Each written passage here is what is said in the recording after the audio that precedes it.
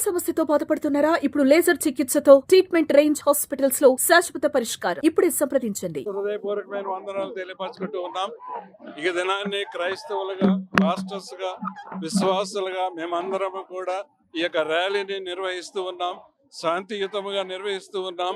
దానికి కారణం ఏమిటి అంటే పగడాల ప్రవీణ్ కుమార్ గారి యొక్క మరణాన్ని గురించి చింతిస్తూ ఉన్నాం. కానీ వాటి వెనక ఎన్నో మాకు అనుమానాలు ఉన్నాయి.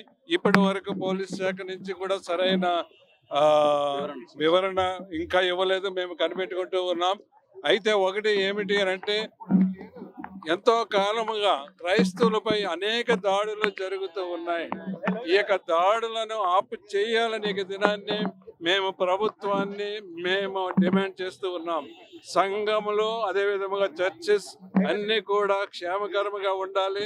ఈ దినాల్లో అనేకమైన చర్చెస్ ని కోలుగొట్టడానికి కూడా అనేక మంది అనేక శక్తులు ప్రయత్నం చేస్తూ ఉన్నాయి. వీటిని అరికట్టాలని ఈ దినాన్ని మేము కోరుతూ ఉన్నాం. మరి ముఖ్యంగా నిజాలు అన్ని కూడా బయటికి రావాలని, పగడాల ప్రవీణ్ కుమార్ గారి యొక్క మరణం వెనక ఉన్న ఆ యొక్క నిజాలన్నీ బయటికి రావాలని ఈ దినాన్ని మేము డిమాండ్ చేస్తూ ఉన్నాం. చాలా డీప్ గా అదే విధముగా కరెక్ట్ గా ఈ యొక్క ఇన్వెస్టిగేషన్ జరిగించబడాలని ఈ దినాన్ని మేము డిమాండ్ చేస్తూ ఉన్నాం. అదే విధముగా మీడియా వారికి అందరికీ హృదయపూర్వక వందనాలు.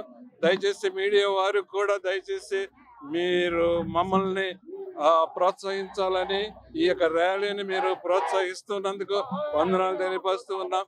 Thank you so much. God bless you.